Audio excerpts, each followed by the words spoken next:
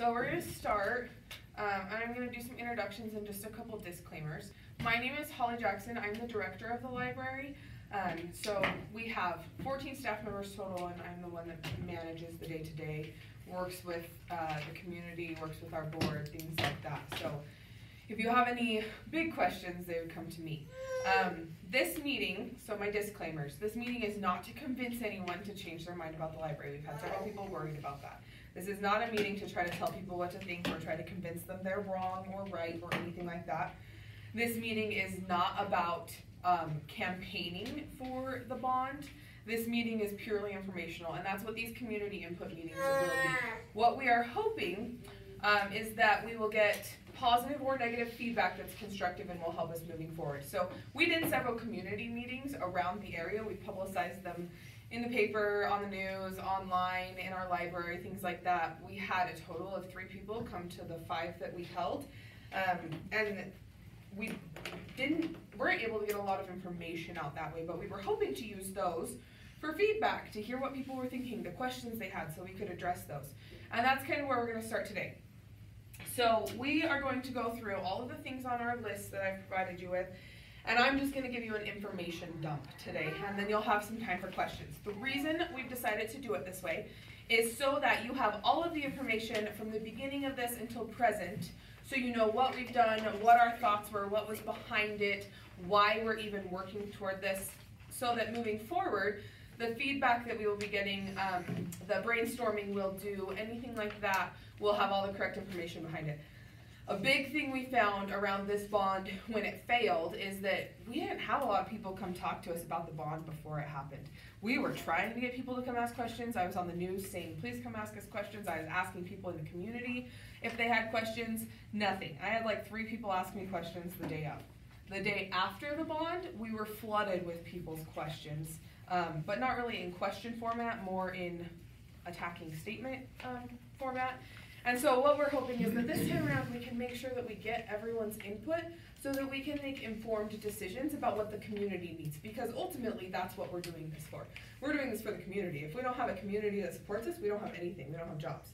And so we want to make sure that we're moving in a direction that is supported by the people that are attending and frequenting the library and paying for the library. So we're going to start by talking about why we started discussing the bond and when we started discussing the bond. If you have questions while I'm talking, you can raise your hand or you can write them down and we'll do questions at the end. I'm going to talk fast so that we can get you out of here by 7 because I don't want to waste your whole night being stuck here. But I will gladly answer any questions you have. So in 2014, as a staff, we started discussing how we were really running out of space. This wasn't anything public yet. We hadn't taken it to our board. Just as a staff, we didn't have room to store things. Offices started becoming storage spaces. We were getting way too many people at our programs. We were getting feedback that people didn't want to come anymore because we had not enough space. We were trying to shove people into the children's room. We had the teen zone taken over and they couldn't come in and comfortably sit down and use the teen zone. One thing I will say is that we have gotten a lot of people saying, well, I've come in there and it hasn't been busy. Well, that's true. It's not busy 100% of the time. The best analogy that I have found is if you walk into Walmart at 11:58 at night and there's only 3 people in the aisles, does that mean that Walmart needs to shrink? Does that mean they shouldn't keep buying inventory? No, because if you go on a Saturday morning or right before the Super Bowl or on Wednesday afternoon, there are hundreds of people in there. So just because we don't always look like we're stuffed to the brim does not mean that sometimes we don't have enough room to function, to walk around, to host a program. We are getting to the point where we're starting to get concerned about some of our programs and how we're going to continue to support the number of people that are coming in without making it a situation that might not be safe for everyone who's attending. When we have 80 kids at a story time on the rug at Music and Movement trying to move around and do a dance with Miss Amanda, it's not always safe if someone gets knocked to the floor. So that was one of our big concerns that started this, and we started discussing options. Previous to this in 2012, we'd noticed that we were outgrowing our space and we moved the children's room into what used to be our meeting room across the hall. That was our first big change, trying to make our space work. When that just wasn't working, we started discussing other options. Could we do an addition? Could we move things around more? Could we change the way the stacks were situated in the teen zone to fit just a little bit more? Could we get rid of certain things that we didn't need anymore? Our reference section didn't check out very much because we have ISU with a huge reference section, and Marshall Public Library has a reference section. So we got rid of a lot of those books that just were not circulating. We started getting rid of old paperback books that hadn't checked out in 10 years. And slowly we started trying to condense wherever we could, and we just kept running out of space. In 2016, September 2016, I took a proposal to our Board of Trustees discussing an addition that we wanted to add on right out here on the south side of the library. We were hoping that we could add a 2-story children's edition that would be accessible through the library to this area out here. It just wasn't very feasible. There were a lot of problems with it. It still wouldn't have been as big as we needed. With all of the extras that we would need, ramps, elevators for ADA accessibility, things like that. It just was more bad than good that was coming out of it, more problems than not. And at that point we started discussing where we could move from there. Another disclaimer to the side, all of our meetings, all of our board meetings are public record, so anyone can come to a board meeting and you can hear what we're talking about if there's something on the agenda that is important to you, unless we go into executive session, which is limited by Idaho law, so we can't just go in willy-nilly. But you can come, you can see what we have talked about. If you want to request the minutes from any of those meetings, you can see our thought process. This is definitely not something we've done in secret. For years we've been telling our patrons, we know it's cramped, we're working on getting a new library. We know we're trying to find a solution. So this is something we've been very open about. When we realized that a children's edition wasn't going to work, we started looking at a new library. What would it take? Could we add on a second floor here? It's another big question we get. Why don't you just build up?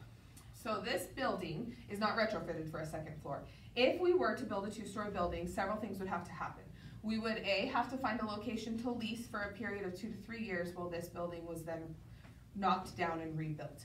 We would lose most of our green space, if not all of it, and some of our parking, and we already don't have enough parking. And then they would have to completely demolish this building and build a new 2-story building in its place. Not only are those costs all astronomical, but then in addition to that, our operating costs year to year with having to have elevators in our building and all of the extra space in our building for mechanical closets, extra restrooms on every floor, things like that, just ups the cost even more and more and more. It seems counterintuitive that buying land in a different location and building a brand new building is actually cheaper for the taxpayers, but when we laid it all out, that's the case. We're able to do a bigger 1-story building. We started with a 2-story building plan, and then when we cut out the second floor and put everything on one floor, same amount of space, just everything on one floor, we cut out the elevators, we cut out the staircases, we cut out the extra mechanical closets, we cut out almost 10,000 square feet of space in just extra stuff that we'd have to have. So when we came to that conclusion that building here was not a very feasible option for our budget, our workload, our taxpayers, our yearly operating income, we moved on from there and we started looking at a new building and a new plot of land in late 2017. 2018, we decided it was time to get an architect on board to kind of give us some direction on what the building would look like, where we were going, what different land choices would look like with the building on them, how much square footage we need. We had worked meticulously on a plan prior to this, just as the staff, mapping out what we had versus what we need, where we needed increases in book space and programming space and extra bathrooms, things like that. And we had given that to the architect. When we bid out, we gave it to all of the architects that we got bids from. 3 architects returned bids. We chose Myers Anderson Architects, and we've been working with them since. After they came in, they did some vision planning with our staff, all filled out vision planning worksheets that were questions like, which area of the library needs the most extra space? If there were an area in the library which you feel has extra space, where would that be? They asked these questions trying to understand where we needed increases. They thought our plan was overkill and that we were just dreaming pie in the sky, and they came back to us and said, oh no, you actually we think you need about 600 square feet more than you guys had estimated because we were so underspaced and we were cramping everything in. They did some feasibility studies. They did some looking at the community and where in the community was the center of the community and community needs, so we could be in a location which would be accessible from everyone.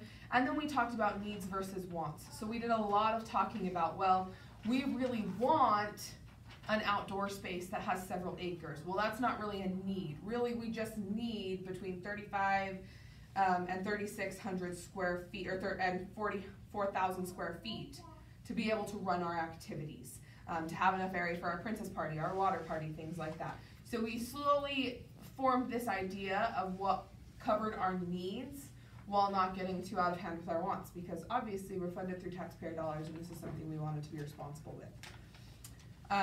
The board worked on this through 2018 with the staff.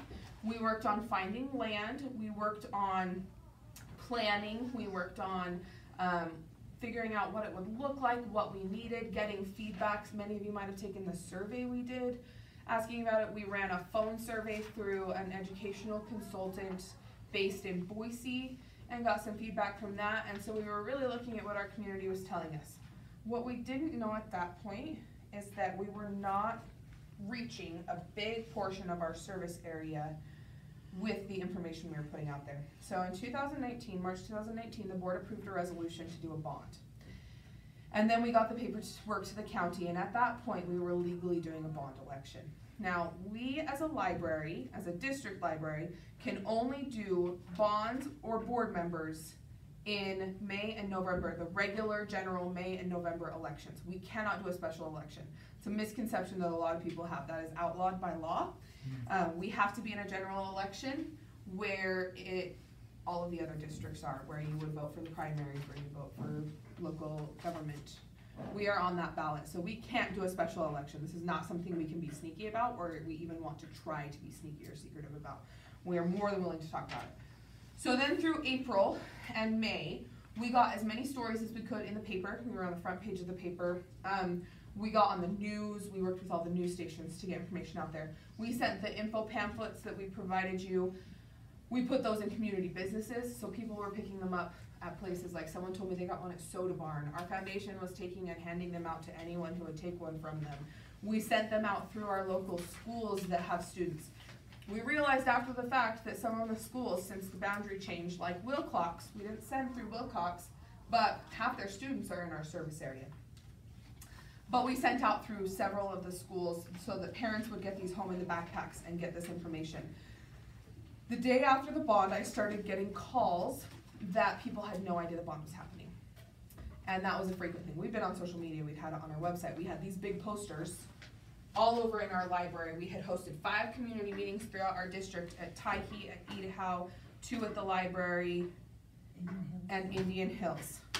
And so we hosted 5 community meetings where we invited people to come. We had a presentation, we had all these boards, I had information pamphlets. We wanted to tell everyone about it and get everyone's feedback. Like I said, 3 people came.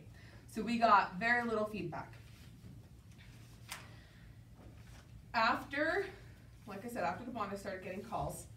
And we realized that of our service area of almost 11,000 registered voters, less than 1,000 people voted, which was the first huge hit, because we have been talking about this for forever. We had tried to get information everywhere, and we realized something. We thought we were oversaturating the communication market, and we were not. We were not reaching so many people that we were trying to reach. So the next question became, how do we reach the people that didn't get one through the schools, their kids are in a different school that we didn't send it to, that don't read the paper or watch the news, that aren't on Facebook, that aren't checking our website, that didn't come into the library but are still in our service area? So that's a big question that we are chewing on right now. That's one that we'll talk to you guys about as we move forward, because that we still haven't found the answer to. I want to talk to every single person about it. If I could go door to door and answer everyone's questions, this is something that takes over most of my life and my kids' life and my husband's life and all of my family's extended life. And I would talk to every single person I could about this library and what they thought and what we could improve and what they want in a new library and why they dislike or like the bond, how we can get them to support us in any way, whether that be coming to the programs, whether that be voting for the bond, whether that be not voting for the bond but coming and telling me why they didn't vote for the bond. So that's a big question. Think about that. Next big question we got was our plot of land. So the plot of land you can see on this one. It's on the corner of Chubbuck and Burley Drive, out kind of across from Geraldine's. People, because of that choice, were under the misconception that we are attached to the city or that part of our funding was going to the city of Chubbuck, which is completely false. We are a district library. We serve North Bannock County, or School District 25, outside of the Pocatello city limits. We do not get funded by the city of Chubbuck. We work with them when we call to reserve a park, or when they sometimes share our Facebook post. That's about it. We have very little contact with them. They don't fund us. We don't fund them. They don't govern us at all. We are governed by an elected board of 5 trustees from our district, and that's it. So that's the first misconception that we have found that we have to clear up. The second was that people really had problems with being on Chubbuck Road and it being busy. If we had a whole map of the library would be over here on this. Here's Yellowstone Avenue. We'd be somewhere over here. People had a problem that they had to cross Yellowstone and Chubbuck, or just Yellowstone or just Chubbuck, to get to the library. First part of that is that the people in the surrounding neighborhoods right here next to us, while we love and adore them because they are frequent visitors, they are a very, very small part of our service area. We actually serve south of town, up Mink Creek area, which, if you're watching and you're from that area, we are trying to figure out how to serve you better. We are tossing around ideas of how to get service out there so that we can serve our entire service area. But the biggest problem was that people worried about traffic there. We got comments that when the train comes through, traffic is so backed up, how are people supposed to turn in and out of the library? I worry about when Chubbuck Road gets busy and there's something going on up at the fairgrounds, or people are doing their shopping on Saturday, that my kids won't be able to safely get to the library. So the first thing we've done when we've come back is we've said, okay, we've got to revisit our location. We picked that location for a couple reasons. We want it to be central. We want it to be easily accessible.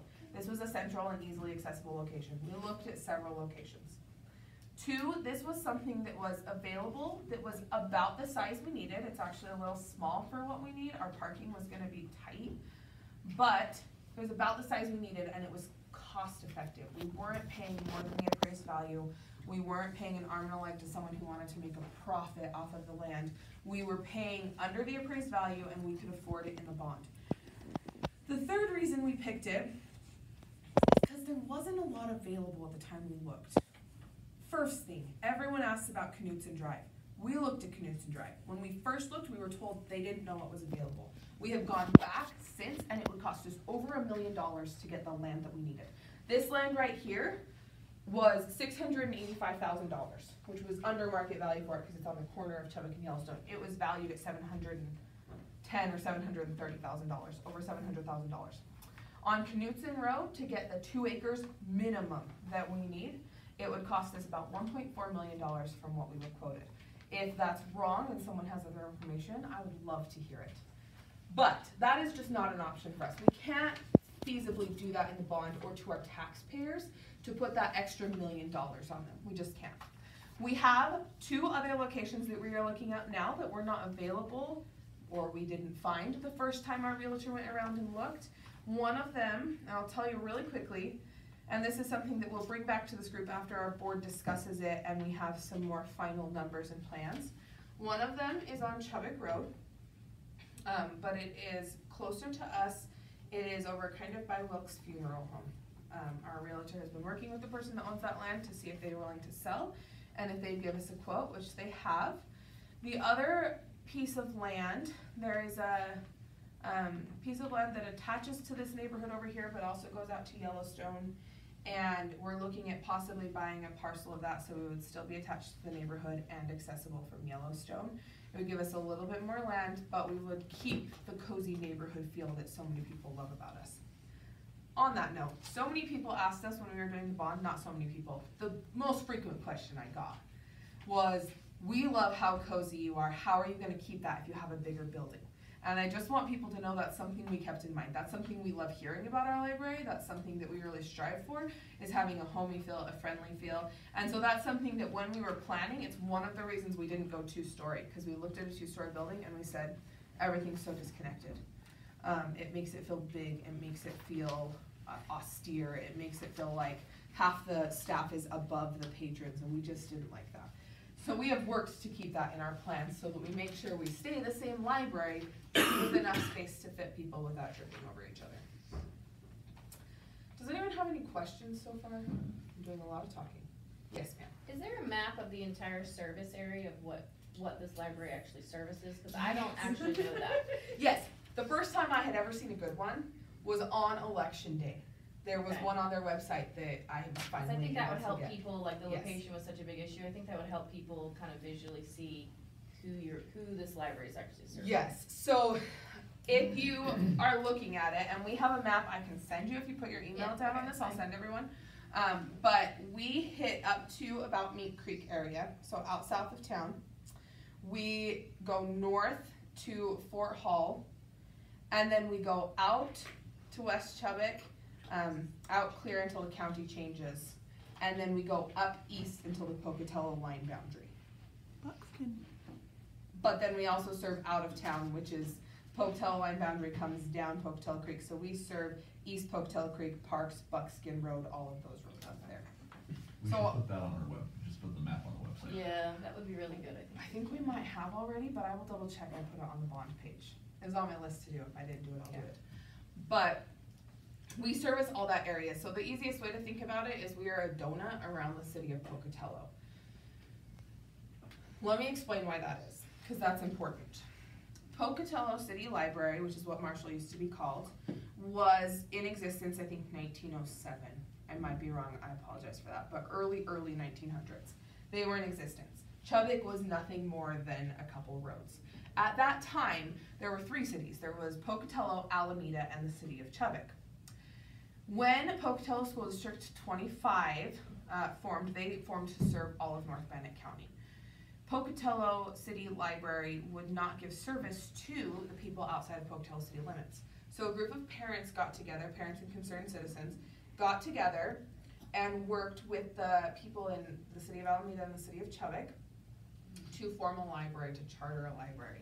We first were a small branch of the Pocatello City Library. We were on Walnut, I think.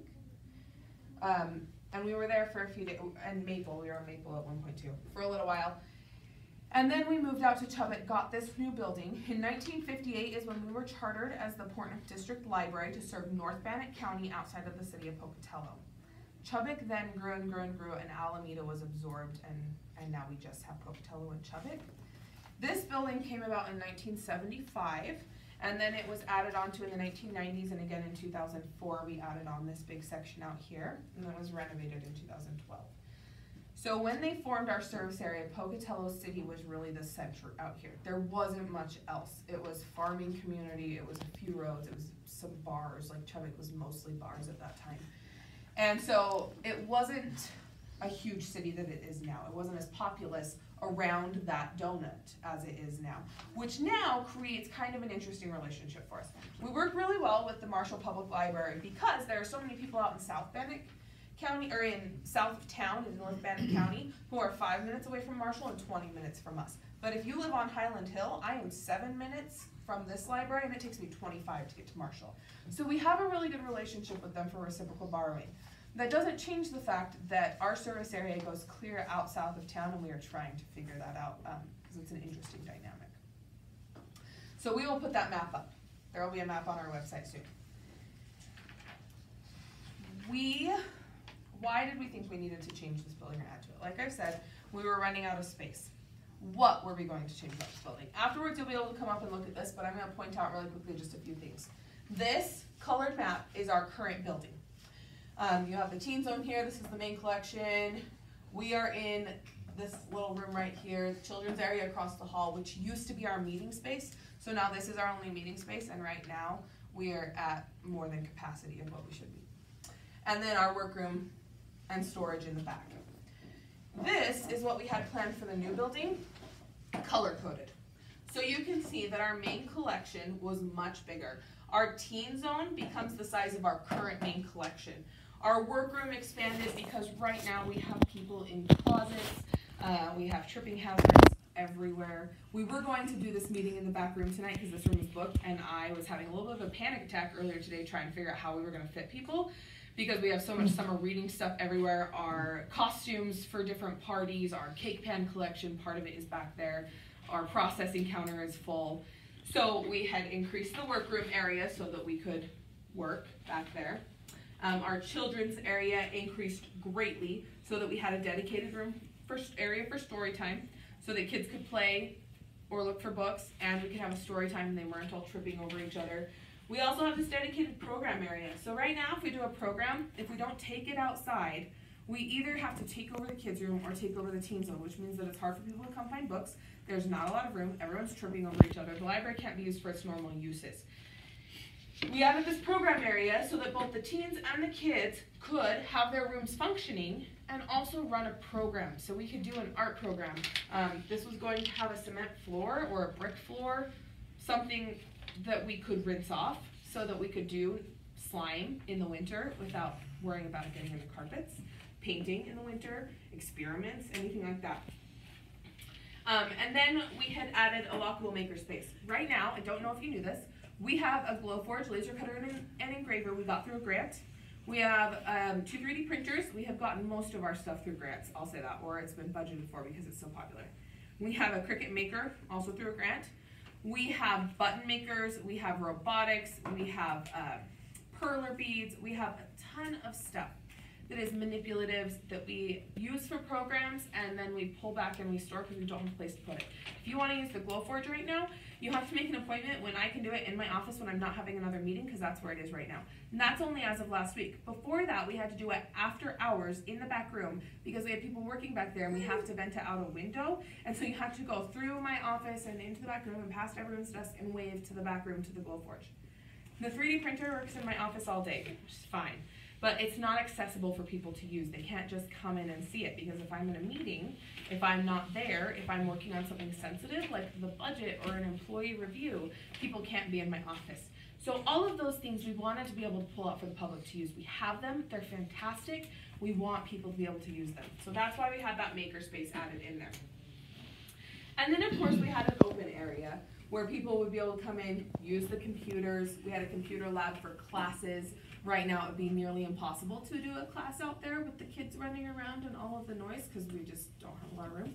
In here, if we do it, generally these 2 tables are long ways in this room and we can only do a max of 10 people for a computer class and we're tripping over each other. So we added in a computer lab, we had tables for people to work and collaborate, and then perhaps the most coveted thing that we have lost that everyone always asks for is meeting space.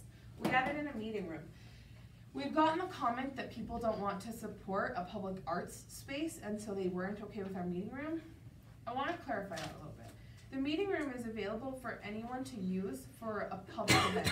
This is not if you're teaching a dance class and want to charge $5 every dance class for it. We do nonprofit things. The only things we generally charge for are if we have an author come and talk or a musician come and play, they can sell their books or their CDs afterwards as a courtesy for them coming to our place. This is for things like if someone does piano lessons in their home and needs a place for a recital, instead of having to pay $700, $300, however much to rent a space, they can come rent the library. It's family friendly. They can use it. It's free. And they can come do their piano recital. If we have a book group that wants to meet, they can come meet in the meeting room. If we have someone that wants to do a community class on beekeeping, we've had that before. If someone wanted to do one on healthy living, anything like that that they felt they wanted to inform the community about, voting, they could do it.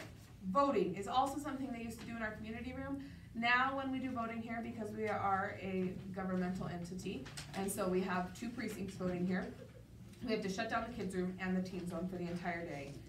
And the people who come and do the voting don't love it so much because there's not really a lot of room to do that. So it's things like that that we use it for.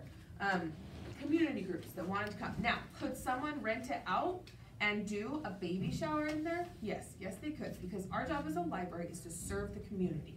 And that is something that we have heard from our community that it needs. So that was on there. Common rumor that we had that we were opening restaurant space, not true. We had talked about at one point having a little coffee bar / cafe, which is a very common thing in libraries. Something, think Starbucks at Barnes & Noble, something where someone comes and rents it out and they can sell their coffee and treats and they lease the space from the library and then they sell their coffee and treats in the hallway. This is not something that we'd be adding on and having sit-down tables for you to come and eat at. Another rumor. We were not increasing book space. We were just adding on a meeting room and play space. Our book space was tripling. So our space to actually have our collection was gonna triple so that we could order. I mean, right now, if you request a book, we'll look at it and we'll say, we're sorry, we can't order it. It's older than 5 years, or it's not part of a series we already have, because we're running out of room on our shelves. We're constantly meeting. If you look at our shelves in our main stacks, a lot of the bottom shelves don't have books. We understand that. The problem with that is that anyone who is older, pregnant, has joint problems, can't get down like this and look at the books or sit on the floor and pick those books out. We want to have in our new library something called, they're tilted shelves, so the books all face up, and instead of having to crouch down, they can simply grab a book off. But right now, we were getting a lot of feedback from our patrons that they could not get the books on the bottom shelf. It was painful for them. They didn't even look down there because a lot of people can't get down like that and look at the level of the floor. So, it's another common misconception. Let's see if I've missed anything. Another misinformation, and this has a lot to do, I think, with how it was presented in our bond pamphlet, which is our fault. We thought it was clear. It was obviously not. We've got to fix that. That's also something we'll be asking this group to help us with if we go that far. Is that people did not understand how much they were paying. Someone thought they were going to pay, I don't even remember, over $1,000 a year, which you would have to have multi-million-dollar home for that. Another person thought that they were going to have to pay $85 a month per $100,000 of home value. That's also not true. It's per year, and the way it'll work, and the numbers will be different if we go to bond again, but they'll be very similar. The way that works is you take your home value. Your home is worth $200,000. You get a homeowner's exemption if that's your primary residence, up to half the value or $100,000. If you have a $200,000 home, you get the homeowner's exemption for $100,000. You pay taxes on $100,000 of property value. That's $85.68 per $100,000 of property value. So you would pay $85.68 a year.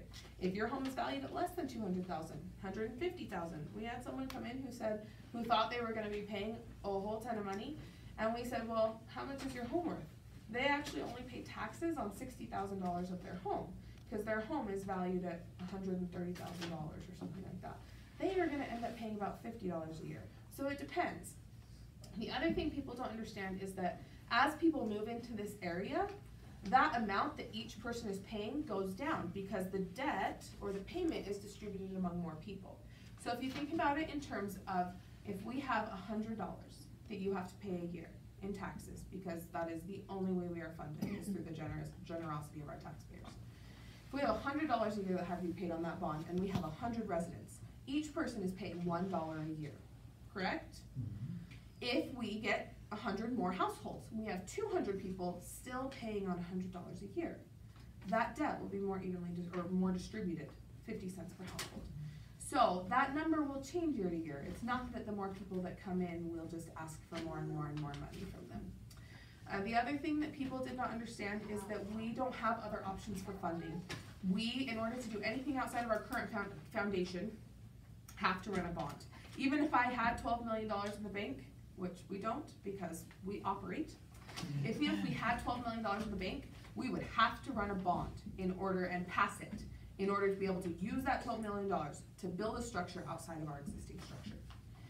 We could get grants if anyone has any rich aunts or uncles or cousins that would like to fund the library. I will name it after their family.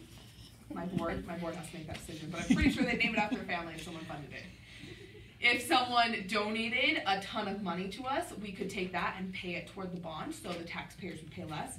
But other than someone donating land or large sums of money, we don't have options for how to fund this library other than a bond. We would not have even gone to bond because I don't like asking our taxpayers for more money. If we did not feel that this was something that we had heard from the community that they wanted and that we needed more space to service the community at the level it needed to be served. I had a question. Yes, sir. Were any businesses or private donors approached about donating? Yes. We can get donations. If we ask for a donation to fund a program for our summer reading program, sometimes we can get a donation. If we ask for grants for computers for a class, I can often find a grant for something. The large donors in town that I tried to get meetings with would not get back to me. I was not able to get to the correct people.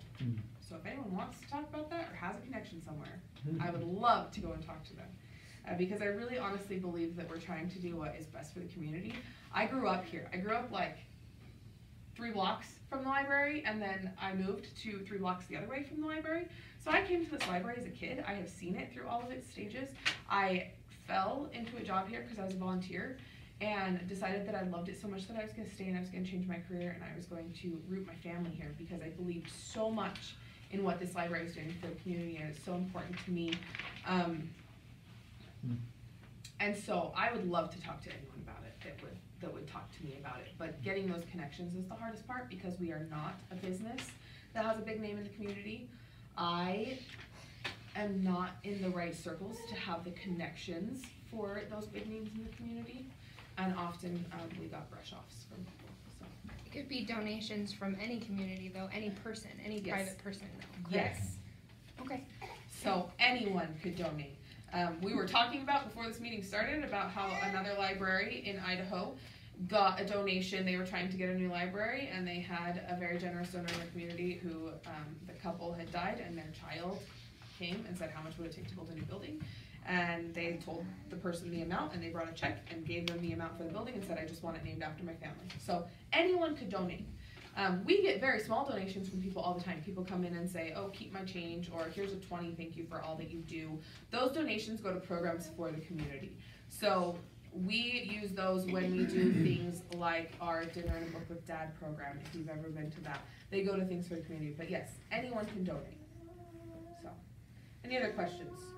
Yes, ma'am. So maybe I should have asked this when you were talking about space, and the space in comparison to this building versus the new. But have you ever? And I know you're trying to reach the community that doesn't see your information on Facebook.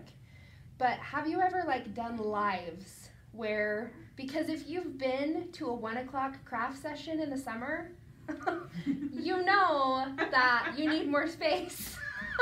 And so I'm just curious, if you've ever done lives and shown your room and We how haven't. cramped it is, You can't just or put kids on the internet. oh We yeah, actually, duh. we can. We looked into it. We just put a photography and video recording policy in place by our board this last Okay, month cool. that went through our lawyer. Which was great. We by are the way. considered a public place, and so it is just understood that when you are attending a public activity that you can be recorded. If you've been to any of our activities recently, you'll see that we hold up yellow lanyards and we say if anyone doesn't want their photo taken, you can wear this, so that we can block those faces out when we post it. But we actually finally have a policy in place now for that reason, so that we can start taking photos and Okay. saying, look at how busy Storytime was today, look at how busy this activity is, look at how many people are here for our princess party. So that is something we're working on. Another thing that someone suggested is that we start grabbing people at those activities and doing quick 2-minute interviews and just saying, and doing that live. What do you love about the library? Why do you come to this activity? What is your favorite activity you've ever been to? That's a great. So that's another thing we've looked at Okay. that we would like feedback on. Other questions? Okay, I'm gonna move on. We'll still have time for more questions, but I wanna address this before we leave. The next steps, the next big question really is, do we do a bond in November or May? Our board is working toward a November bond that is not set in stone. A lot of things have happened with the fire district, and we understand that is a big concern for a lot of people. If I had to choose fire or library, I would choose fire. I'm gonna be very honest with you. I still think library is important, but having home insurance is even more important. There's a lot of concerns with raising the home values. The assessments went up a lot. We understand that's a huge concern, also a huge concern of mine, I understand. And so that's one of our next big questions is, do we go for a November bond? Why would we do that? We would do that to keep on people's minds. This is not something we did for fun, guys. This was the most stressful experience of my life. I have never had so many near nervous breakdowns, and I did grad school while pregnant and in the hospital with 2 kids and working full time, and the bond was more stressful than that. I don't want to do it again, if I'm frankly honest with you, but we really, really, really think it's necessary and an improvement for the community, and that's why we did this. That's why I have worked 70-hour weeks to try to make sure this happens. That's why my kids have to live at the library sometimes because mommy has to work. That's why we are talking to so many people about it when public speaking is so not my forte or my funnest thing, because we really want this to happen. So we would go in again in November to keep our name on people's minds, let them know that this is something we really, really need, This is not something that we have any other way to do.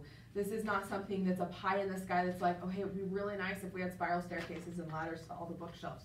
Would be very nice if you've seen Beauty and the Beast, but we're not doing that. The other reason we go in November is because we'll get more turnout. We'll get more people hearing about it, which means that either more supportive people of the library possibly, but really what I'm looking for is feedback. More people giving feedback. No matter how much work I did before the bond, I have heard triple the amount of feedback from people, positive and negative, since the bond failed. It was an unexpected silver lining to the bond failing, is that I got people coming and talking to me. I have only had 3 people call and yell at me on the phone. You know, but most people have just come and asked questions. I also got a lot of, oh, I didn't understand that. If I'd known that, I would have voted yes. Oh, hey, I didn't realize this is why you were doing it. That makes sense. So exposure is a big reason we go in November. Probably the biggest reason. Why wouldn't we go in November? We don't want our taxpayers to feel like we are sucking the pennies out of them. We, at this library, more than you know, love our community and love the people we work with. We are friends with the people that come in here. They are the people that we chat to about our kids. I mean, you wouldn't imagine how many patrons come in here and say, how big is your baby now? Or, oh my gosh, your son is huge. Or, I mean, these are the people that we dedicate a lot of our time to, and we love them. We love serving here. We love our jobs, good and bad. And we don't want people to feel like we're taking advantage of them. So I think the biggest reason we wouldn't go in November is to make sure that our community understands that we're aware of their needs, we're aware of the other stuff going on in the community, and we want to make sure that they know we're sensitive to that and that we don't want to be an extra burden or draw or take advantage of them. So it's a tricky scale to weigh. That's something we hope to discuss in here. Like I said, our board is working on the premise of going toward a November election, but until they actually do the resolution in September, that is not set in stone. That's a discussion we hope to have with all of you. Is there a major cost associated with going? No, they have to have an election. That's on the county. So if you've called me yelling about us paying, costing the tax dollars for an election, we don't have a choice in that. There's an election, whether or not we run on the ballot, that is something mandated by the state. So if you have a problem, call your local legislator. It doesn't cost us. Our being on the ballot does not cost the taxpayers. Yeah. There's an election whether we're in it or not. So, any other questions or concerns about anything with the library? How many voters? We have under 11,000, just under 11,000 registered voters. So we had less than 10% turnout. Yes. So just under 1,000 voted.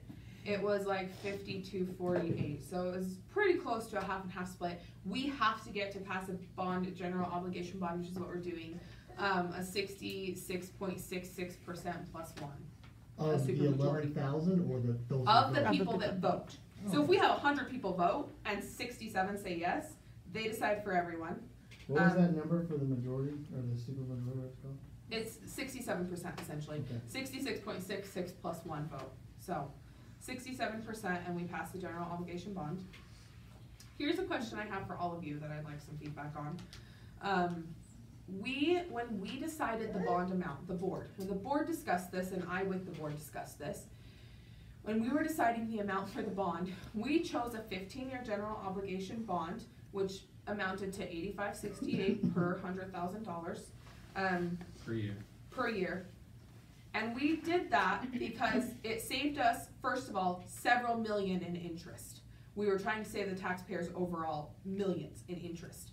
I have the exact numbers. If you'd like them, call me or come talk to me, and I still have the exact numbers. The second reason we did that is we didn't want people to feel like they were paying on the library for the rest of their lives. When you get to 25 or 30 years, it's like, oh my gosh, I'm going to be paying that forever.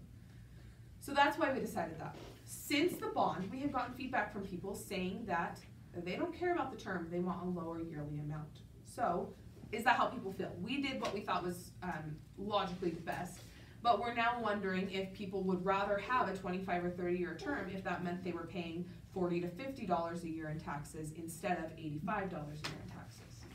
My personal opinion is I like the short term. However, that's not the mentality of people anymore. The mentality of people is they don't care about debt, they don't really care about interest either. They care about the monthly payment. Well, and the average, yearly part of payment. that is, someone was telling me, part of that is that the average time for marriages, for relationships, jobs, and homeowners has gone down. So the average time to be in a home is 7 years, the average time to be in a job is 7 years, and the average time to be in a relationship is 7 years. Don't quote me word for word on that, I heard it from someone else, but, so that's part of it, is that apparently now people are not thinking in the long term. They're not looking at it saying, I'm gonna be paying this for the next 30 years. They're like, oh sure, I don't know how long I'll be here. And that's okay. We just wanna know what the community wants, because we can do whatever. I like short term, I just did like the simple math, it's $7.35 a month. Someone said to me that costs less than my Netflix subscription. Yeah, that's just, And to I think extend that's- it seems. I think that's a mentality that a lot of people don't understand. We broke it down like that too, and we said, oh my goodness, $7 a month, that's so much better for people than paying, $5 a month for so many years. Because really what it did is it made a difference of $14. If we went from 15 years up to 30 year, it made a difference of $14 a year. And that doesn't seem like enough of a difference to us to charge the taxpayers or to have the taxpayers pay millions in interest on That that. doesn't even seem responsible for the community, it really doesn't. It doesn't, which is why we did it the way we did it, because we were trying to be as fiscally responsible as we could. That's why we cut down to 1 level instead of 2. That's why we did our parking at all angles instead of buying more land for a big parking lot. Everything we have done is with the community in mind, saying we don't want them to have to pay more than they have to pay, knowing that we don't have another option. So yes, it's $7 a month, and I think that is something that we really have to disseminate that information, because a lot of people didn't understand that. And when you look at it that way and you say, oh, it's 23 cents a day is what it was. Everyone going and buying a large latte or a soda at the gas station or a water bottle or your cookie or whatever it is, it's way less than that a day. So that was a big thing that we didn't put across to people. Well, and just along with that, I mean, you said it's a $14 difference for 15 A year. versus 30. And For I think, 100,000. and I think for most people, really truly, they wouldn't care about the extra 14. I think it's mostly just the issue of, like, if I'm never gonna step foot in this library, I don't wanna pay anything for a new library. And I think there's a lot of people that feel that way, unfortunately. I mean, I think that's Which is fair. way unfortunate, but I can see that some people are like, I will never utilize it, I don't have kids, or whatever. I don't read. So Yes. to them, any amount is Yeah. not gonna work. Yeah. So I almost think working that price, I think you're doing a better good by just getting rid of the loan faster than trying to please people who are actually concerned about the amount. I agree. Because if you're actually concerned about the amount, $14 isn't your issue. Your issue is that you have to pay it all. And we did get people saying that, I never come to your library, so why would I pay for it? I understand that. We have hundreds of thousands of people who come through our library every year. But I think also if you can do a push for, like, these are digital services, these are other things, Yeah. that if you are an elderly person and don't leave your home that much, you don't have to come to craft night or Yeah, ladies night. check out our online These are the apps. other things, I think Yeah. a bigger push for stuff like that, this is what it'll do for your community, that will change some people's minds. That is a very good point. I think if you also brand it as not just a library, this is really a community center, and I think if you brand it that way, these kids are now in an environment that they are being put towards good instead of graffitiing your house. Yeah. So that might pull some people, but I think people don't, unless you have little kids that come here, you don't realize that it is more of a community center than just a library. So I think if you say not just a library, that they might start understanding that Well, they, that even though one they is a don't double-edged use it, sword, because we get that feedback, and then I get the people, like the gentleman who called and yelled at me about us not being a community center, we're just a library. He called me irresponsible and greedy for wanting to have a community center for the community. If you're watching, I would love to talk to you. I really am nice, I promise. We've But- had a few people comment that why can't you just be just a library, just have Yeah. books, just be a The traditional library. biggest thing is, libraries have changed. Libraries are not just books anymore. We are disseminators of information. I went to a conference recently, the Idaho Futures Conference, and I listened to someone talk. He works at one of the most famous libraries in the world in Norway. And, is it in Norway? I don't know, I just got that wrong. He works at one of the most famous libraries in the world, Dock One. And he said,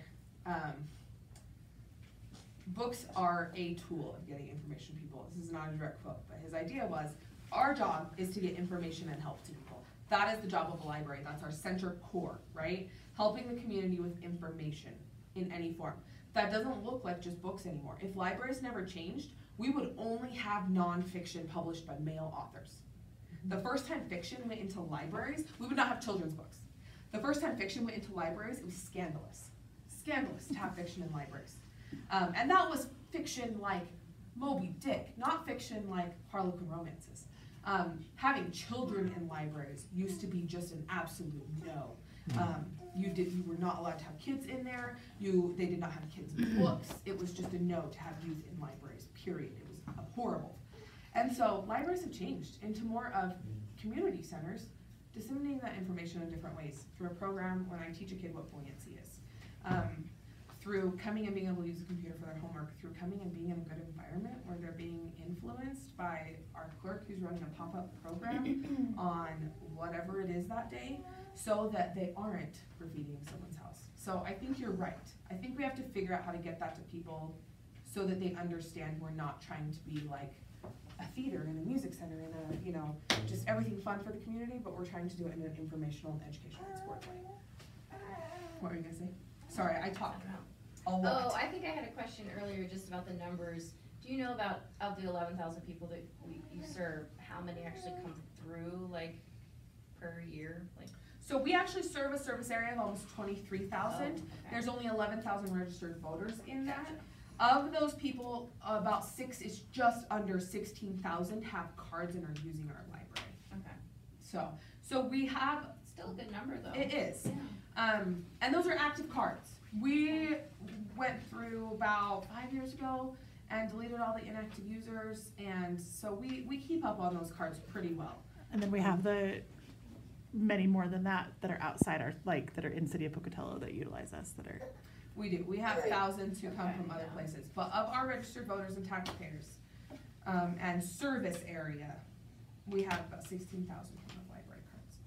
I was actually going to ask that is, I appreciate the fact that you guys are not nitpicky about people outside of your service area coming and participating and everything, but have people brought that up? Have people brought up that, you know, your programs, we're funding, the taxpayers are funding people that aren't paying for you? No, Do you know what I and mean? here's why. Okay. Here's what it comes down to. That hasn't been a big thing. It might be in the future. I would encourage people to talk to me if that's a problem they have. First of all, any database that we have, anything that we have to do pay per use, like our Hoopla database, if you already use Hoopla, you have to be a resident. The reason is because every circulation is a pay per use. So we only limit that to the people who are paying for the library. Outside of that, a lot of our things, we're hosting our program, and we can't stand at the door and say, are you a Pocatello resident? Are you a Totowa resident? Are you a district resident? But also, because of our boundaries, Marshall serves a lot of our people. Someone put it to me once and they said, I think it's fair that I don't pay taxes for the Marshall Public Library, but I go use the Marshall Public Library because it's right next to my work. That someone else who doesn't use the Portland District Library, but might live in Chubbuck, pays for that for someone else to use. He said, I pay for that, someone else uses it. But I go to Marshall and someone else pays for that. And that's just kind of, in our town with the boundaries, it makes it hard. So there really isn't a way for us to limit programs to just people in our district, but B, that would really be unfair to the Pocatello taxpayers as well, because they're paying for district residents to use it. We're such a mishmash that really there would be better ways to do it, but I'm not going to say that on live video. And that's so far away that we could never make it work. But no, that's not something that is feasible for us. A lot of districts serve an area, like Gooding County, right? And so everyone in that county that comes is a district resident paying. That's not the case for us, which makes it really hard. South Bannock Library System. They serve the cities in South Bannock, right? Yep. We don't serve all the cities in North Bannock County because we don't serve Pocatello. So that makes it a little bit difficult. Other questions? Yes, ma'am. Do you ever discuss with other counties, like other library directors on what they've done? Because Yes. like I'm from Madison County, and I know they did a huge expansion in their library, and it was a beautiful, wonderful thing. But like, do you kind of talk with them about what were your challenges? How did this become successful? Yes. So we are super lucky in Idaho. This is not related to the bond, but it'll lead up to it, I promise. super lucky in Idaho. We hear this from from libraries in other states. Our library commission, our state library commission, is fantastic about providing support for our libraries and creating conferences and educational opportunities. And so we work really closely with a lot of other libraries, and Valerie is the librarian at Madison, and we're working on something else together. And I've talked to Meridian, their director Gretchen, was very, very helpful in providing me a lot of information because they went to bond like 4 times before they were able to get their levy to pass, which is a whole different kettle of fish. So yes, I have called people. I've also had lots of people say, my friend works at a library in Michigan and they passed a bond, let me get their feedback. My friend works at a library in Montana and they passed a bond, let me get their feedback. And I'm taking it all very gratefully. But yeah, that's something that we've been working on. We are actually going to be doing, we have a few things in mind from that. The little snippets of video was something that came from one person that said, get people realizing that their neighbors use the library is a big thing. So yes. Other questions? It's in an hour, so we can quit whenever you want. But if you have questions, I'll answer them. I'll make one comment. This is our chair of our board, Jason. This is also board member Natalia. I'm on the board of trustees, and we really, really would like the community to give us input as to when we come up with the locations of the possible properties. Let us know. We want to know from the community what property they think would be the best. The board has to make the final decision, but we want the community's input because we put out a location. Nobody said anything. The bond fell flat. Totally understand. But we really would like the community's input. Even if it's just a 2-line thing or even a 1-line thing. Number 1 looks great.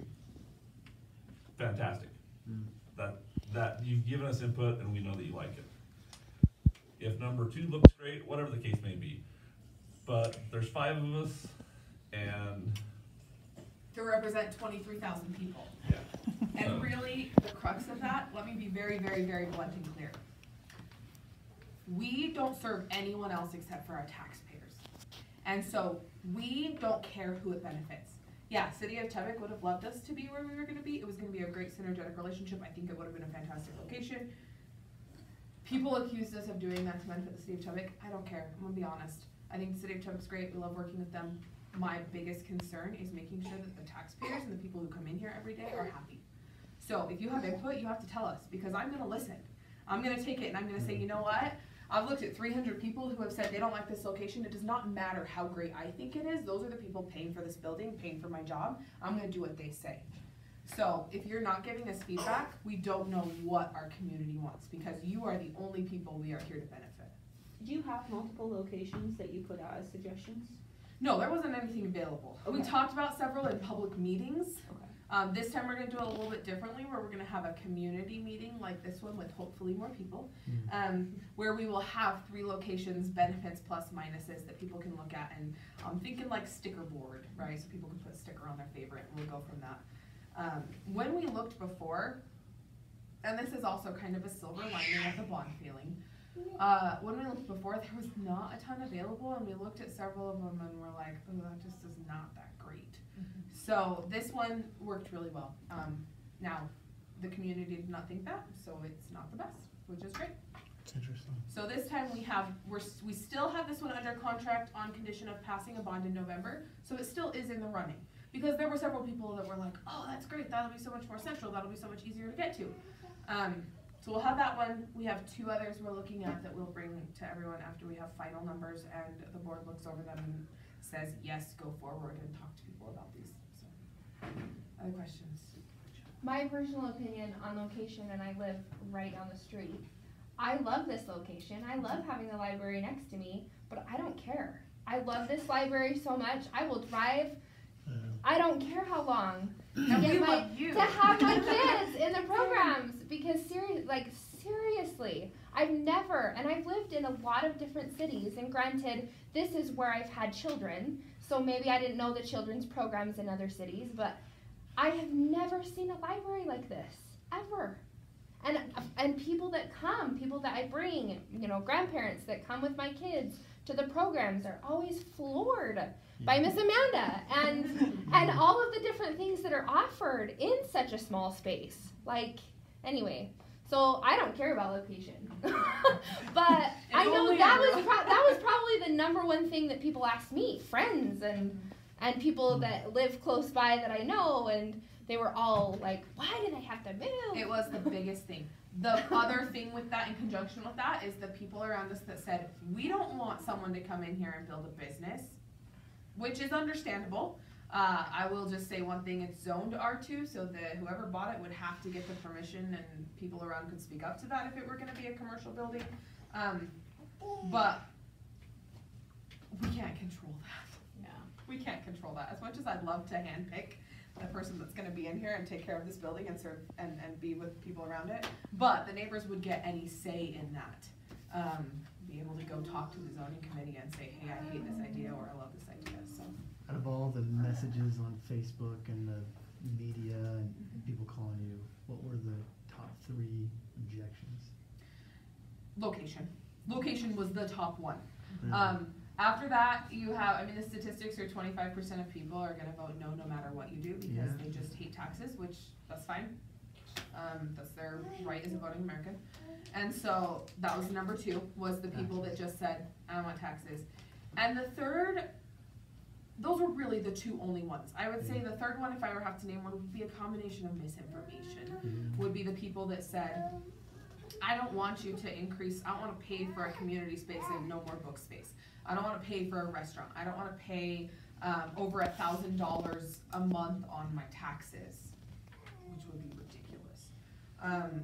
Things like that. So, but really, location was the biggest one. And so that's why the very next day, I called the realtor and I said, people hate the location, find me some new locations.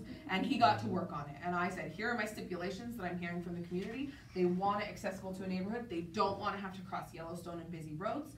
Find me something that fits these bill and is affordable for us. I also told him to look at Knudsen, because that's, everyone said, go move on Knudsen, kids can ride their bike there. But also, no matter where you put it in Chubbuck, somebody will be crossing a busy road. Yes, Yeah. yes. But the I don't think- location is on a busy road still. I don't think people understand though how much you're gonna be servicing the expansion that's happening. All of the expansion up by the wellness complex and everything that they're doing, Well, and that's even- all in Well, your that's district. Pocatello. There's been a new, Isn't it? there's Northgate is Pocatello, but below there the you go. interstate, they're doing a whole Yeah. Chubbuck Northgate, but it's not Northgate. But they're doing a whole lot of development. Yeah, the loved And, ones, the loved that's ones that all have us. built. 100 Yeah. dwellings. With that, have you requested land to see if there is land available in the? There is land up development there, they area? approached us about it, which, that is something that, when our board discussed it, first of all, the timeline was further out than what we wanted, and maybe that's something we need to look at revisit, but it was also very much more off the beaten path, and we worried about being very much less accessible. Yeah, it'd be way far away, It was kind of gonna be a obscure. lot more of a roundy route, circuitous route to get to us. And when we discussed it, it was maybe in 10 years that would be a thoroughfare, and in 10 years we'd be really accessible to people. But we're really worried about the people who are paying for our library right now. I don't wanna plan something and say, hey, in 30 years, this is gonna be great, guys, because none of you might be living here in 30 years.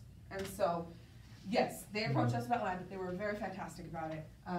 We got a quote from them, and ultimately the board looked at it and said, first of all, the timeline was much further out than what we felt we needed to serve the growing community, because the house is being built out by Philbin, and the expansion up there and everywhere else that they're building, we didn't feel like we would be able to serve them fast enough, so. Other questions, Susan? Isn't the area between, Burley and Yellowstone kind of gonna be developed into a giant Yes. community? Cause I wonder, like, could you have pitched it in conjunction with that as like, this is gonna be this beautified like city park area with a library right next to So, it? when we first came out with it, her architect talked about that, and the city of Chubbuck had announced their city hall. They have got some fantastic plans for down there. And we were raked over the coals because people felt that we were colluding with the city, trying to line the city's pockets, which, as far as I know, I do not work with the city's budget. I can tell you inside and outside our budget, but I don't work with the city at all. But from every meeting with them, they've been fantastic. From everything I've heard, from their plans that I have seen, they're being very responsible about this, and they have some fantastic plans that they're trying to do to improve this community. Not everyone feels like that, and so we were really raked over the coals about colluding with the city of Chubbuck, and you're just trying to line the city's pockets, and people don't feel, a lot of people expressed to us that they didn't feel like that was all developed yet, and until that point, it wasn't going to be a good location. But yes, they are developing like everything this way to the interstate and everything this way, or everything this way to the overpass and everything this way to the interstate. They have a huge plan for it. There are businesses already there in some places, but they are adding public space. The city office is going to be beautiful. They've got some really great stuff. Because I think the perception that it's, you know, this kind of commercial, industrial, old area Not safe, not a good could vision. change, you Yeah. know, if they understood the rest of the vision for it.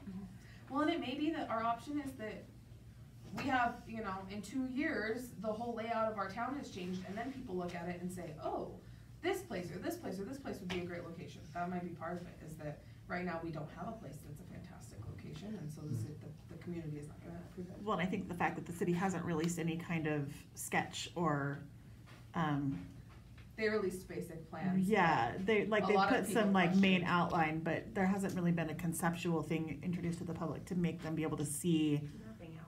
their plan, their ultimate plan. As far as I know, they haven't really. They're not Jason? anywhere near that. No. So I think it's hard, again, it's the looking forward that a lot of people have, you know, they're interested in the immediate, the right now. Yeah, Well, but people people want- don't wanna look forward and say, oh, well, that's great if in 5 years it's walkable, but in the meantime, my kid's gonna get smushed as they try to cross Yellowstone. Well, and people expressed to us, people said, that's great that they have a plan that doesn't mean it'll happen. Right. So a lot of people said, yeah, it looks pretty, but we don't know what's gonna happen. People wanna know for sure who our neighbors are gonna be, and that we're gonna be in a good area, and that we'll be easily accessible now and forever, no matter what decisions get made by any other entities in the future. There's So- already kids crossing Yellowstone. We have a lot of kids that come from the trailer park up on the corner of Yellowstone, or of Chubbuck and Highline, Or above that. that that's walk all Chubbuck. and ride their bikes down. But like, who was it that said, I think one way or another, we're not gonna please everybody, we're not gonna, We can't. we If you can't. move 2 blocks east, then it's 2 blocks further for somebody Yeah. else to go. So Yeah. no matter where we move. But we ultimately want to make sure that the majority of our public is happy. And the location was the biggest thing we heard back. And it may be that we look at it and all the feedback we get says, heck yeah, go there. But that was our biggest thing, so we revisited that and we said, okay, what can we change? What other options do we have to make people happy? Any other questions? I promised you it would be under an hour. It's been an hour and 15 minutes. But we do plan to do another meeting. This meeting, like I said, was all about getting information out, so everyone had all of the information and answers to their questions moving forward, so that when we discuss things like the bond length and term, you understand why we made the decisions we did in the first place. When we discuss things like the floor plan and location, which you can come up here and see, I will stay for as long as everyone has to look at these and ask questions, that you knew why we made the decisions that we did. So going forward, we will talk about a few things. We will talk about the locations that the board discusses on Monday night at their meeting, and we will have some ideas for you on price point on those and they're all very similar, and on the amount of acreage we would get and the location and how it would look. We will want to discuss bond terms further. We have numbers for the November election. We can't get numbers for the May election until like winter of this year. We are working with a municipal advisor, financial advisor, and we have a bond attorney. We did this the right way. A lot of people are like, you just threw this together. People said this to me. You just threw this together and went to election because you wanted money. I promise. I've been working on this a long time. We have a bond attorney. We got an architect. We have a call for a construction manager that will man the project if the bond passes. We got a financial advisor to run the numbers, make sure we knew exactly what we were doing, so everything stayed legal, everything stayed above board. We were very clear in our contracts with our educational consultant to make sure that there was no hint of advocacy in there. If you didn't know this, we cannot advocate because we're funded with public dollars. I can't advocate for the bond. I will never tell you to vote yes. I will explain our decisions. I will tell you the information about the bond. I will never tell you what to vote. Our staff, except for me because I'm salaried, so I'm considered always on the public dollar. Our staff on their off time can talk to people and tell them what they think they should vote. But while we are working here, we'll never tell you what to vote in a capacity as a library official. So we were very clear in our contracts to make sure that we stipulated that we were not spending any public dollars on any advocacy, that we just wanted education. We wanted help making sure the public had the answers they needed. So we did this meticulously. We tried to do everything right. But that's something we'll talk about in the future, those numbers, what it looks like if we do a November election, what it looks like if we do a May election. We will talk about feedback from people, because you talk to your neighbors. I talk to tons of people in Chubbuck, and very few of them, unless it's my grandparents or people who've known me since I was a kid, they don't ask me about the library or the bond. They talk to me about their kids, their grandkids, they talk to me about Walmart, they talk to me about the park. They don't want to ask questions about my work. I would love if they did. But you guys are the ones hearing all of that. And so we will talk about what people think about a library bond with the fire district happening, what people think about a library bond with the stage the city's at. That's another thing we want to talk about. There can be an advocacy committee. It would be a self-formed ad hoc committee. I can do no more than ask for someone to chair that, and then they can take any public information that we have. I was just gonna ask. Yeah, I had this library, so one of like community members can be like, volunteers. I will tell you how this can work. I will just tell you the information you can find anywhere else. I'm not advocating for it. I'm not asking that you do this, just to be clear. That's what a lot of libraries do, is they have an advocacy committee. Meridian, that was their biggest thing that they said was helpful. Generally you have 2 co-chairs, and they work to do fundraising. Your committee works to do fundraising, to disseminate information, to make basically a grassroots effort to talk to people about the library, make sure they're getting the correct information. They can advocate for people to vote. Yes, none of that is publicly funded with donations, but none of that is library funded. That would be something that the committee goes and gets donations for from local businesses, realtors, individuals. Theoretically, from what we are told, it would take $2,000 to $3,000 to do a good ad hoc committee for our population size. But that is something that, besides telling someone, here's the information I have, I will not organize that. You will not see us doing that. If people want to do that, you can. You could put together that committee. You can come talk to me. I will give you any information and resources I have. You cannot meet at the library. You would have to find another place to meet. You cannot campaign at the library. You would have to do other things. The library cannot provide you materials or resources except for what is publicly available on our website, or like the pamphlets you could use information out of. So that's how an ad hoc committee can work. There can be one. We have a foundation. They are not an ad hoc committee, but they can advocate for the bond.